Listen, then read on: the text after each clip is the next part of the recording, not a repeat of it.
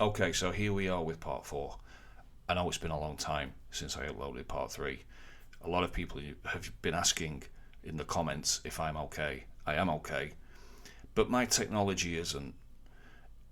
My technology has been the main reason, apart from a few others, that I have not been able to make this episode to continue the series. I gave up at one point. I gave up, said it's just impossible. The computer and my other technology wouldn't allow me to finish this, so I just said forget it then. But then I've gone back to it, and it seems to be working, and now I've been able to finish it. So here it is, on this day of days, the day that this episode is going to be largely about. Okay, so let's just get into it. So where are we? Where were we? Well, we were at the point where I was going to talk about the Saturn-Jupiter conjunction, and we are here today, on this day of days, the 21st of December 2020, when this conjunction, this Saturn-Jupiter conjunction, is happening now at this 0 degree line. It is now, it is happening today, on the 21st of December 2020. The winter solstice, of course, during this momentous year, and we were going to look at the significance of this. It's called a great or grand mutation, depending on who you ask. We'll stick with the great mutation, and let's just get into it. So what about this conjunction happening today? A lot of people are saying, wow, what an event. It's a huge astronomical or astrological event. Well, to be fair, really, it's not really that rare. It happened 20 years ago, in May 2000. It happens every 20 years. Before that, it happened in December 1980, 81, during that period there. It happened twice, when planets go retrograde and then meet again. Before that, it happened all the way back to, well, we'll stop at January 1842. And there's a reason why I'm stopping there. And if for those of you who don't know, there is an explanation. When you look at all of these conjunctions that I've highlighted in all of the years, they all, bar one, happen in Earth signs. Capricorn, Taurus and Virgo. Apart from this one, which happens in Libra, an air sign. Now this is the penultimate conjunction, Saturn-Jupiter conjunction, before it goes back to this one here. So it happens here in an air sign in Libra, and then it goes back to Earth signs for the very last one in the Earth signs, and then here we have it happening on the 0 degree of Aquarius, an air sign. So let's just put that into a little bit of a better picture, better perspective. Here we have it happening in the 3 Earth signs in these years. So it happens in 1842 in Capricorn, 1861, roughly 20 years later in Virgo, 1881 in Taurus, 20 years later, and so on, 20 years apart back in Capricorn, and in Virgo, then in Taurus, then in Capricorn again, and then it goes to Libra, the air sign, and then back to Earth, the Earth sign for one last time, and then it happens in air signs, in the air sign of Aquarius, and that's happening today, has happened today, and then it carries on in air signs, so in Libra in 2040, Gemini in 2060, and in March in Aquarius in 2080. So this isn't a rare event. It's not a rare event. What's rare about it, and again in Libra in September 2100. So it's not a rare event, but it's happening today, this year of 2020, at that 0 degree line of Aquarius, the end of Capricorn, the beginning of Aquarius. So let's just take a look at that. Let's just take a look at that line and try and just make it a little bit clearer for those who don't know. It's the Great Mutation. So Saturn and Jupiter are conjunct, have been conjunct in Earth signs from 1842 to 2020 in the Earth signs Taurus, Virgo and Capricorn. Then it happens, it's happening today at that 0 degree line of Aquarius today. And then it continues to happen in air signs. Gemini, Libra and Aquarius, the air signs. From 2020 onwards. So I hope that is, for those who don't know, who don't understand, a bit of a perspective on what is happening.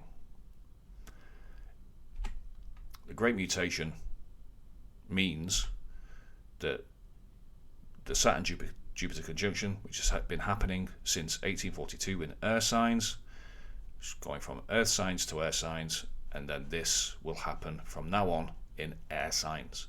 Happens about every 200 plus minus years. So that is the Great Mutation. And what is happening there? What is kind of happening, in effect? Well, it's a reset. It's a Jupiter-Saturn conjunction reset. It's being reset from earth signs to air signs. It's happening today in this year of 2020, same year as the Great Reset has been announced. I mean, you might as well call the Great Mutation the Great Reset. You may as well call the WEF's Great Reset the Great Mutation. It's the same thing, really. It's a reset it's an astrological reset happening during a below global reset, or at least a proposed global reset. So we have that as above, so below correlation.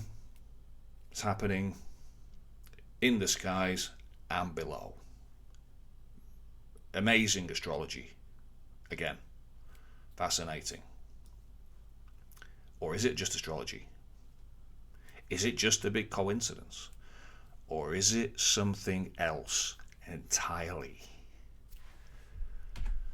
So let's take a closer look at what this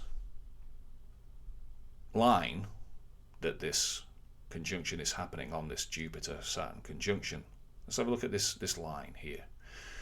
Well, I am going to go back now to the Chronicle. It's a video on this channel called the Chronicle, the XX Amendment, the 20th Amendment, which was originally made, intended to lead up to this year. I made it about 3.5 years ago.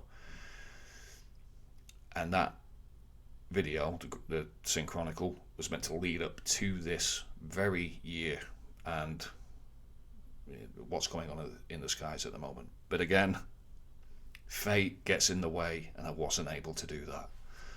But let's look at it now. In the Chronicle, what I do is I highlight the signs and their planetary rulers. And here we have Leo, ruled by the Sun; Virgo, ruled by Mercury; Venus, Libra, ruled by Venus; Scorpio, ruled by Pluto, etc., all the way around to Cancer being ruled by the Moon. But I pointed out in the Chronicle that these three planets, Uranus, Neptune and Pluto, are modern planets. They were only discovered in a modern era. They're modern additions to the zodiac, to astrology. Before these planets were observed in these years, Uranus in 1781, Neptune 1846, Pluto 1930, before that they were ruled by the original planets. Aquarius ruled by Saturn, Pisces ruled by Jupiter, Scorpio ruled by Mars. So when you put those back in for the original ancient astrological order, you get a very interesting pattern happening. If you start off at the sun and moon, the celestial bodies that only appear once in this system, and then you work outward, you get Mercury at the first position in both instances, then Venus in the second position in both instances, and then so on until you get to Saturn, which sits next door to itself in almost a single Saturn house. And when I first kind of discovered this for myself, I just saw it one day. I had a big ephemeris on my wall, painted on my wall, and a big zodiac painted on my wall, and I just saw it one day, and I thought, well, that's really interesting when you do this, when you replace the modern astrological planetary rulers for the old one, the ancient one, you get this pattern. It's very interesting. What does it mean? And it's very interesting as well that you get this, what's happening now, Saturn-Jupiter conjunction happening right there in the middle of that Saturn house. When in the original order, Capricorn was ruled by Saturn and Aquarius was also ruled by Saturn. So I went with this idea that this is one single Saturn house, or that line between Capricorn and Aquarius where the conjunction is happening at the moment is the Saturn line, the Saturn degree, if you like, of the original ancient zodiac in that single Saturn house. So then in the chronicle, what I decided to do was look at these the celestial bodies and the planet, the signs that they rule. The sun and moon rule Leo and Cancer, and again in the old order, Saturn ruled Capricorn and Aquarius. And then what I did was I looked at, with that in mind, the zodiac wheel, and I decided to split it at the point at which Leo and Cancer meet. And again, these two signs are ruled by celestial bodies, the sun and moon. They only appear once in the system. So I decided to split it there and then pull it outwards. And just playing around, just came up with a sort of a baseline model, if you like. Flatten the, not flatten the curve, flatten the circle, and then just put the astrological signs there in a sort of a baseline model, put them in their houses. And then I started by putting the sun and moon at Leo and Cancer. The sun rules Leo, the moon rules Cancer. And when I did that, when I began to put the planets or the celestial bodies in their place on this baseline model, this immediately reminded me of our old friends Boaz and Jachin. Just isolating those two on that baseline model. And it reminds me of Boaz and Jachin because one is the terrestrial sphere, the Earth is visible, so it's daylight, and that is obviously the sunlight shining on the Earth. And the other one is the celestial sphere, stars visible, it's nighttime, symbolic of the moon. And it's even on the Freemasonic tracing board. The sun is there above that left pillar as we look at it, and the moon is above the right pillar as we look at it. So it was a direct hit for me. It was a bit of synchron mysticism that they should be there. Sun and moon, and they are at the extremes of this baseline model. So I thought, well, that's quite interesting. So let's just carry on, and we'll put the pillars, the terrestrial pillar at Leo and the celestial pillar at Cancer, and let's just carry on. So I filled in the rest of the planets, and then you get this beautiful symmetry again, this astrological symmetry with the original ancient order of the planets, the celestial bodies in astrology. And again, you get this Saturn meeting in the middle.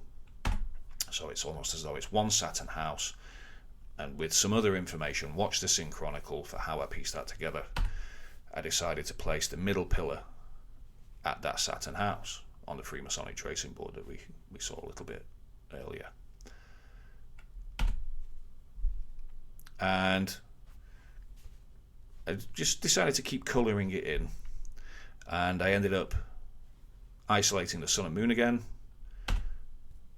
and that for me is indicative of Father Sun, Mother Moon, male and female, fire triangle, the water triangle, the fire and water triangles. Very indicative of fire being Leo, Father, Sun, and Mother Moon. So I put those on the model. Again, you'll have to watch the Chronicle for that. And then it led me towards Alchemy, and you get in Alchemy these two archetypes, the Sun King and the Lunar Queen. Very indicative. It's very, very prevalent in alchemy, these archetypes, these figures here. This is one depiction of them. Here's another depiction. Solar King, Lunar Queen. And in these ancient, well, maybe not ancient, but going back a few centuries, you always see them with this six-pointed star here. It's always there. In the previous ones, there it is again, and it's there again, and it's there again. Actually, it's not in that one, but it's in that one. But when you look at this little configuration here, this is another six-pointed symbol here, and I just thought it was very interesting that I wondered what it meant, and I wondered if it was just synchro mysticism happening. So I decided to colour it in and put the Solar King and Lunar Queen on the model as archetypes of not only the Sun and Moon, but also of these pillars, the pillars of Boaz and Jachin. And so I placed them on the model. Again, this is in the Chronicle. And eventually, in all of these depictions here, you see the Solar King and Lunar Queen coming together with this ritualistic offering, this floral offering. They end up bizarrely in a hexagonal bath where they eventually consummate their union. And this produces the divine androgene. The divine androgene is produced, and you see it here again in another depiction. The Solar King and Lunar Queen have this child, and it's the divine androgene. And it made me wonder what this was all about. So I continued to just look. Here it is again, a bigger depiction. You have the solar to the left as we look at it, the solar tree, if you like, the sun tree, and then the lunar tree to the right, and then this divine androgene in the middle with this six-pointed star. It always seems to be there in this depiction. So I decided to put the divine androgene in the middle of the model, because it's the divine androgene is the product of the Solar King and Lunar Queen coming together in their union. So in the middle of the Solar King and Lunar Queen is the middle pillar, the Saturn pillar as I had it, with this six-pointed star here, and obviously Saturn is the sixth planet from the Sun, which I thought was very interesting. Just putting the trees on there, the solar tree and the lunar tree there, perfectly reflective of the Solar King and Lunar Queen. and they're triangles, they're elemental triangles. So I decided to put those together in the middle, in the chronicle, and that ended up being pretty much, apart from some of the things, the final kind of image that I rested on. This coming together of the Solar King and Lunar Queen in the middle of this model, being the Saturn model. And of course we all know that as well as this 6-pointed star that I've got there around Saturn, there is a perfect synchromistic resonance with the hexagonal North Pole configuration on Saturn. Very, very interesting. But I just saw it as mysticism, and just carrying on here, this 0-degree line that is in the middle of this model, where this Jupiter and Saturn conjunction is happening now, is the 20th of January. And that is where Saturn is now. Saturn is right there now, today, with Jupiter. And I just thought all of this was just hugely significant. It is the 20th of January, and in the chronicle I mentioned how that is when the Saturn was there at this line when the 20th Amendment was signed, sort of pushed through into Congress. The 20 is the double X. The double X Amendment is the seal of Saturn. The double X is shorthand for the seal of Saturn, which is also very much like the compass and square, the double X there.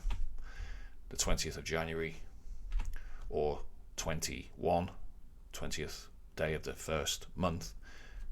Event 201, getting back to this year, which is where Saturn is now. And the 20th of January is also when human-to-human transmission was declared, as you will see in previous episodes of this series.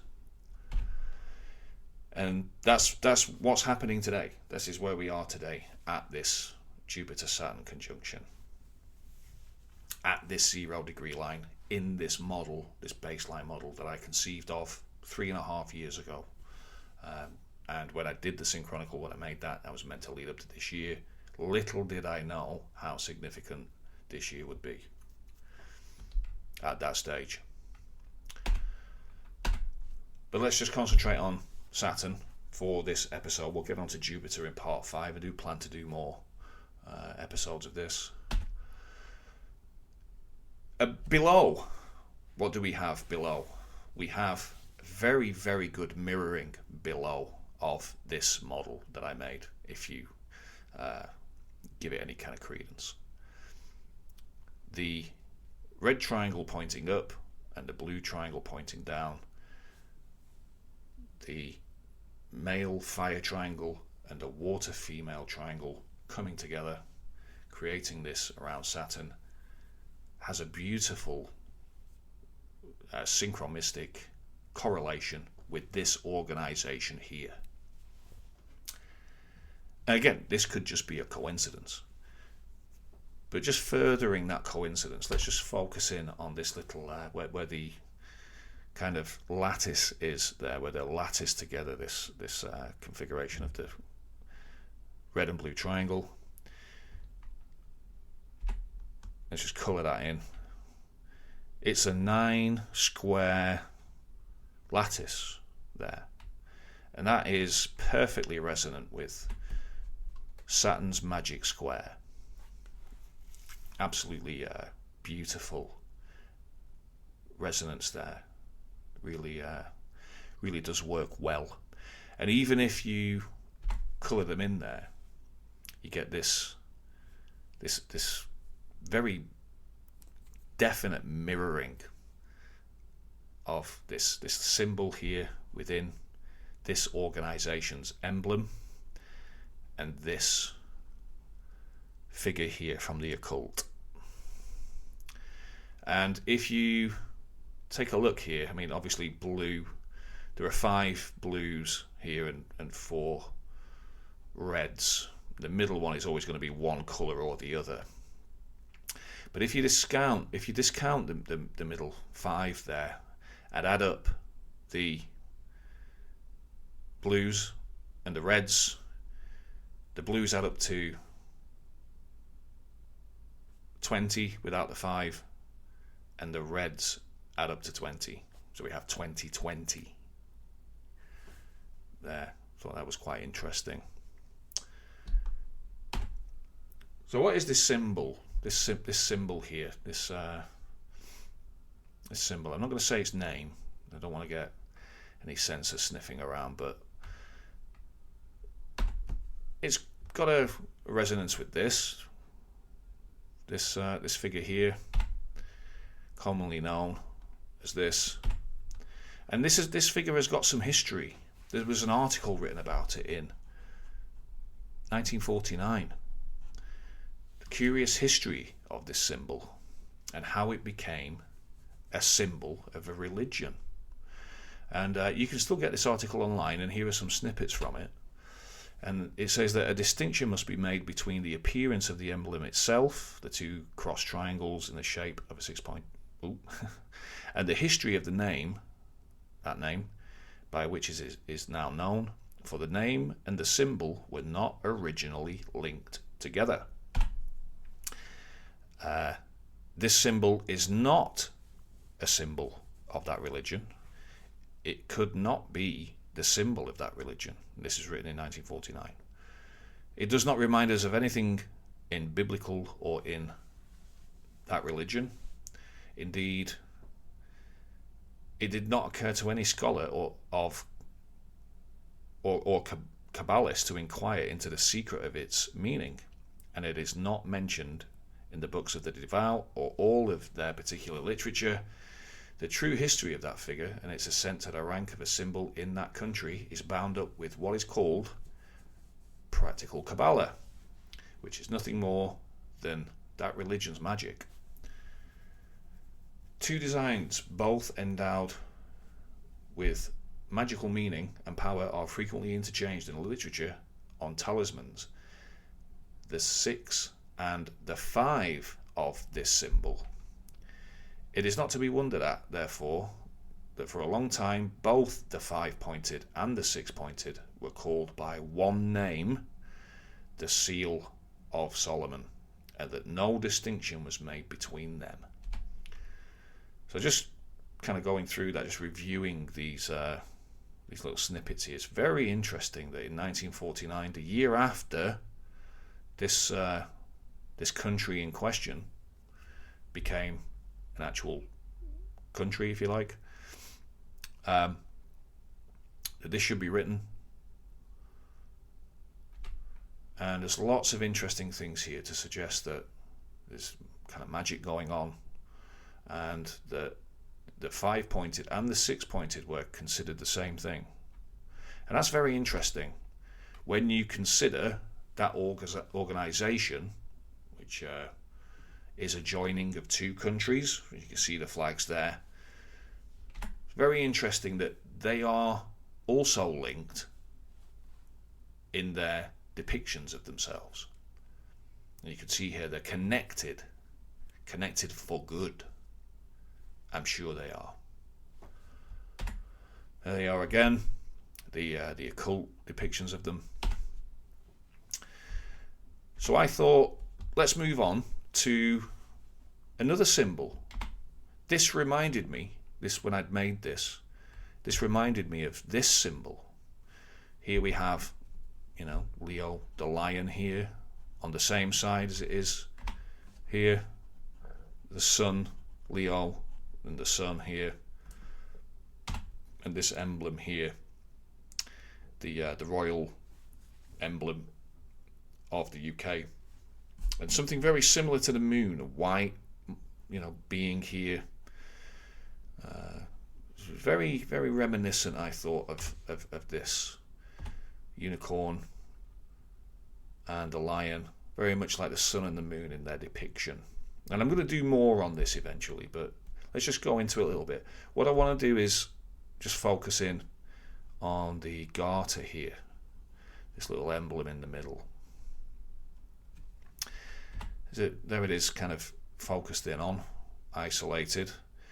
Now the phrase around the edge of this, well, inside this this ring, this garter, because this is a depiction of the Garter, the Order of the Garter, a secret society, a royal secret society. That phrase, and I'll try and say it, Oni soit qui mal y pense. This actually means, shame on him who thinks evil of it. Now, the question here for me would be, why would you think a garter was evil? A thing that holds up your socks, or your stockings. Why would you even consider that an evil thing? Interesting. So what I did was, I looked at this symbol and the Order of the Garter, and here's the Order of the Garter depicted by, somebody wearing it there. You can see it there around the, just below the knee, between the knee and the beginning of the shin. Here it is again on somebody else. You can see the symbol for it there, the Order of the Garter. And again, he's got the garter on here,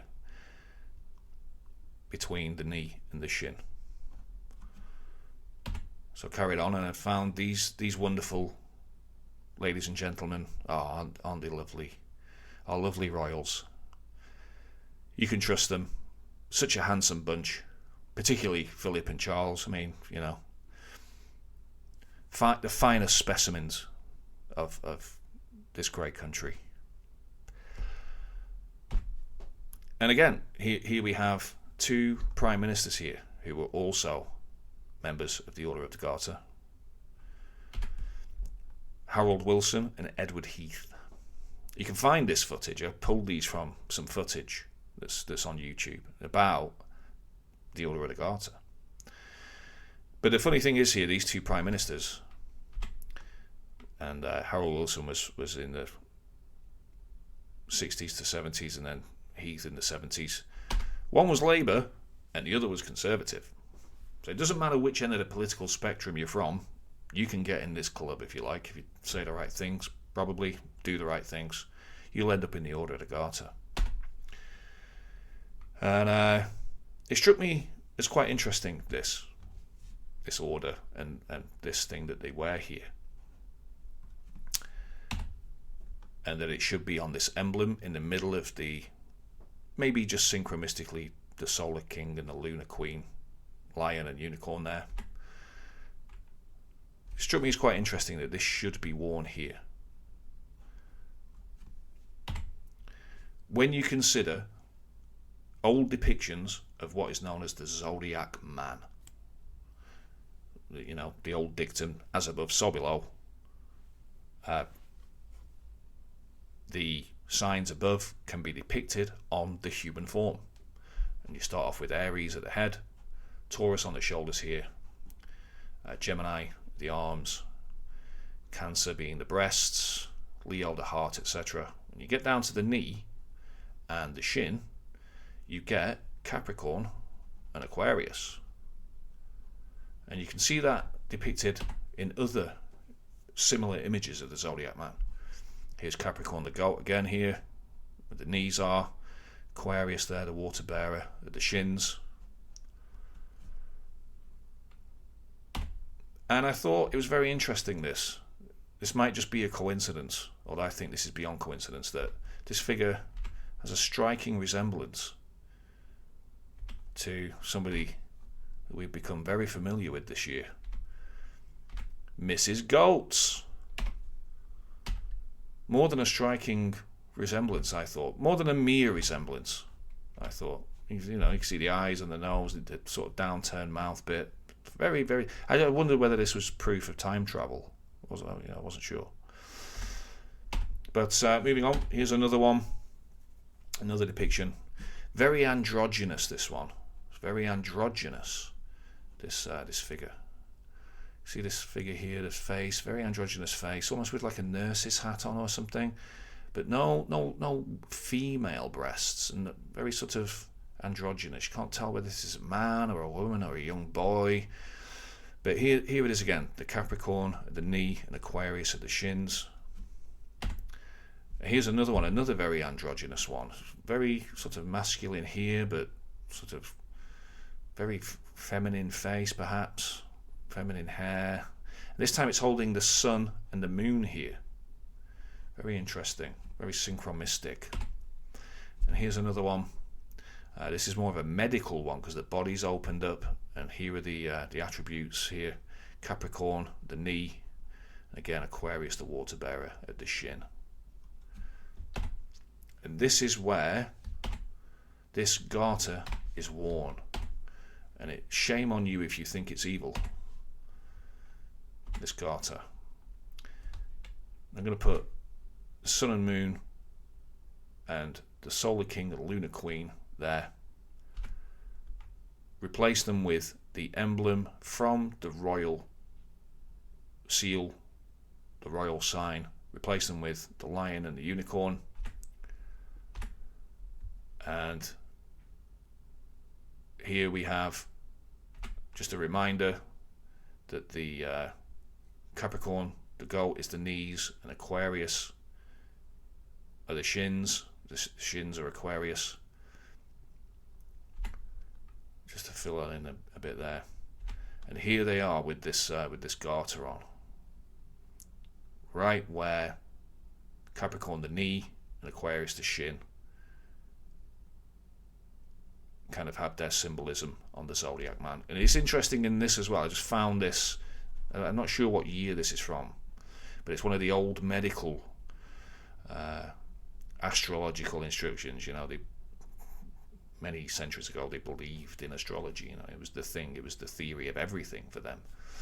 They believed that you could treat the human body medically as an as above, so below artifact, if you like. But it's just interesting here that you get. I didn't add this. This was already here when I grabbed it from an image online. It's almost like this has got a garter on the same leg. Very, very interesting. I thought that. Very synchromistic. And we all know. Here he is, old Charlie boy. We all know what he's involved in this year. This is from June this year. Royal Seal of Approval for return to Davos. Prince Charles unveils theme of 2021, the Great Reset. He said we need a new economic model or the planet will burn. This is back in a couple of days after the day in question, the 20th of January, our 0 degree line, when human to human transmission was declared. These people, Larry Fink of BlackRock, the Financial Times, and Prince Charles are right. It's time for a reset on capitalism. This Reuters here talking about this. This David Grayson back in January of this year also. Here he is, old Charlie boy, on the cover of a Time magazine from, I think this is from the 60s, 69 I think it is. Little picture of Saturn there. Why would a picture of little inset of Saturn be featured on a Time magazine featuring Prince Charles? Interesting. So just to recap this. Here's another one. Here's another one before I just do a recap. From the WEF, the very home of the Great Reset. There he is, a golden opportunity, the Prince of Wales, and other leaders on the forum's Great Reset. So here he is wearing this garter, which, if you look at it on an astrological model, is between Capricorn and Aquarius, which fits right on our 0 degree line here between Capricorn and Aquarius. Is this all just a coincidence? I'm not sure. I just can't decide. But here it is. This ring, this garter, fitting very, very well around Saturn, worn between the little cusp line below Capricorn the knee and just above Aquarius the shin. It's worn. That's where it's worn. Fits very nicely around Saturn, and Saturn is there today on this 0 degree line during this year of the Great Reset. It was there back in March, and it's here again now with Jupiter. And here's another interesting thing about the knee. Oh, I think I've missed a little thing there. No, we'll carry on. Here's another little interesting thing about the knee. Everyone's been taking it this year for this particular movement. Probably the biggest story outside of, what do we want to call it? The cold, the flu. I don't know. I wouldn't like to say, just in case the censor was around. But they've all been taking the knee. Here they are. Here's some policemen taking the knee. And here's Pelosi. Here's Keir Starmer in the UK. Shadow leader. Here's the lovely Trudeau. You can trust him. He seems like such an honest character. They're all taking the knee. Here's another depiction of somebody focusing on the knee here. Outside, the two pillars here. Very interesting. If you put the lion and the unicorn there, it's quite interesting. Put a little circle around these two figures here. These two stars. We've touched on what they are. Capricorn and Aquarius, both ruled by Saturn in the old model. And when you sort of draw out from that, you get a seal of Saturn. Very resonant with the six-pointed star. And the seal of Saturn, shorthand, is double X, which numerically is 2020. And this happens in this year. It's happening today. Saturn on this line today on the winter solstice. I hope that was interesting for you. I am going to continue, and eventually we will recap this whole series in a big conclusion. But I'll see you in part 5.